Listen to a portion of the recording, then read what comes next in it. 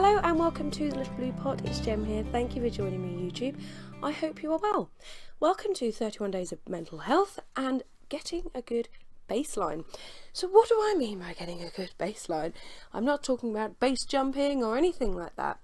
What I'm talking about is when you have a mental illness, when you have poor mental health, that's enough to manage on its own. That's a challenge. It can bring with it severe anxiety, low mood. If you have something like bipolar, it can bring with it mania. There's loads of different things that we have to think about with our mental illness, and especially if it has a severe impact on our lives, preventing us from going to work, school, college, whatever. We really need to make sure that if we are battling with our mental illness, we need to make sure that everything else around us is as solid as possible. If we have a good baseline, a good solid foundation to work from, then the illness will be a bit easier to manage. It's still going to be hard to manage because it's a mental illness, but if you have that good foundation, a good baseline to work from, then you will have more time and more capacity to cope with your illness. Okay, so what is a good baseline? Well, it involves a few things, so I'm going to list them first and then we're going to go through them. So setting goals: eating and nutrition, sleep, exercise, leisure, physical health and relationships. So what do these all mean? So setting goals. Why do we need to set goals to have a good baseline? Well, if we didn't set goals, if we just carried on not sort of aiming for anything or reaching for anything, then we wouldn't really get that sense of achievement. And when we don't have that sense of achievement, we may lose self-confidence, we may have low self-esteem, or we may feel that we're just kind of like existing rather than living. So if we take the time to set goals, I will be doing a video on this in the 31 Days of Mental Health, so look out for it. When we think about setting goals, we need to make sure that we are setting goals that are realistic, achievable, and, something that we can actually think, after say 6 months or a year or something like that, hey, we're going to achieve it. It's not great going in straight away head first saying, I'm going to be, in 1 week, I'm going to be exercising every day, I'm going to be eating healthy, I'm going to be da-da-da-da-da. It's not realistic. If you try and put too many things on yourself when you set goals, it's too much. So setting goals gives us a sense of achievement. It gives us something to reach for, to aim for, and whether that be goals at work, school, college, or whether it be in your own personal life, to maybe like me, to join a choir. That's one of my goals, and I really want to kind of take the time to find the right choir and things like that. So setting goals, really important in getting your nice baseline. But more importantly, I would say, would be the next few. So eating and nutrition. There is such a link to food and mood, and I'm really bad with eating. I've said this to you guys many times. I wish my diet was better. I wish there was more vegetables, less processed foods, and things like that. Because if you eat rubbish, you will feel rubbish. It is that simple. When I've pigged out over the weekend and had, a takeaway, maybe burger and chips or whatever, I will feel like bloated and I'm like, oh, I'm really fat, I'm really ugly. But if I, when I do eat healthily, when I have really healthy food, I feel so much better. When I'm eating like my favourite things like avocados and cheese.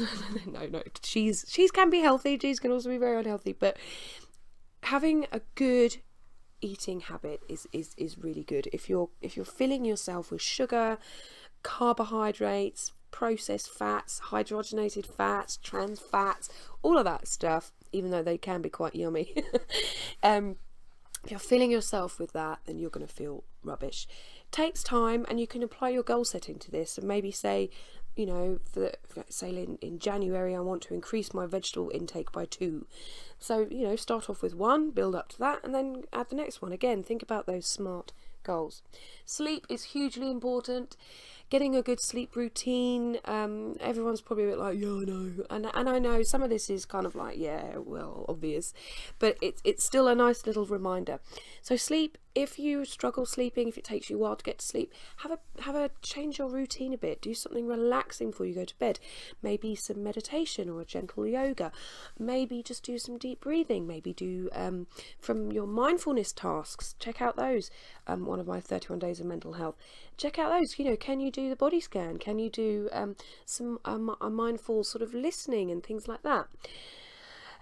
Sleep, if you put too much caffeine, alcohol, tobacco, all of that kind of stuff in your body before you go to bed, they are all stimulants and they will make you feel more awake. I know though, when I was smoking and things like that, you did always want a cigarette before you went to bed. It's just one of those things.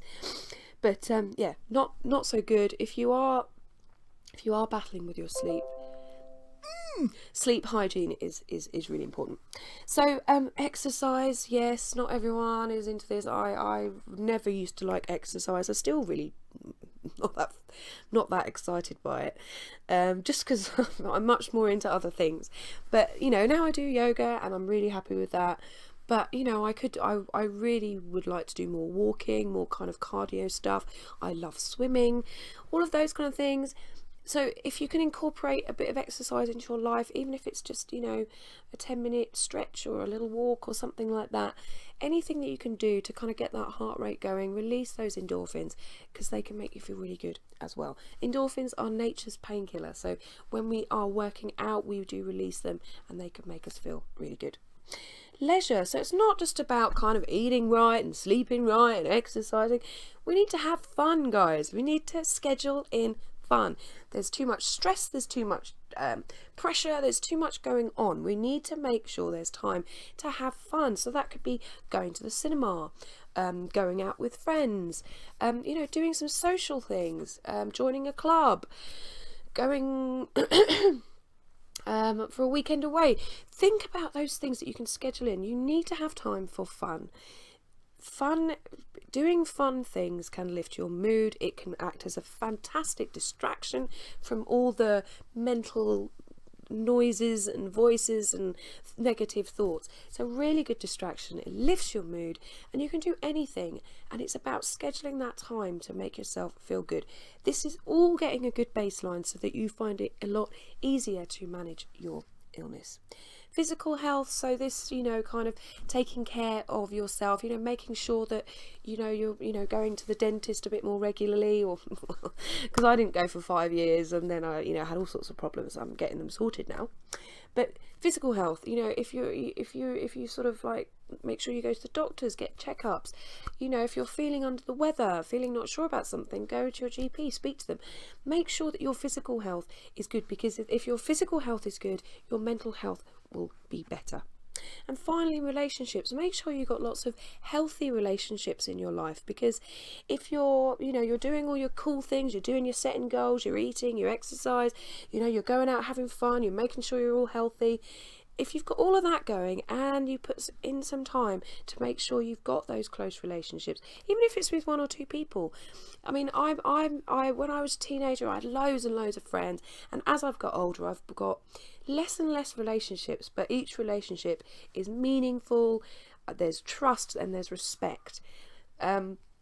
If you have relationships in your life that give you toxicity, spend less time with those people and more times with the people that lift you up, make you feel good about yourself, and give you that good baseline. Please put any comments you have in the space below. Please tell me about anything that you do to kind of get yourself that solid foundation, that good baseline. Have you tried setting goals? Are you changing your eating habits? Maybe doing more things to get better physical health. Whatever you want to put in the description, in the comments below every time. Please put it in the comments below. Just share with me any experience you have of getting a good baseline. Please like and subscribe if you haven't already, and I'll see you next time. Take care, guys. Bye now.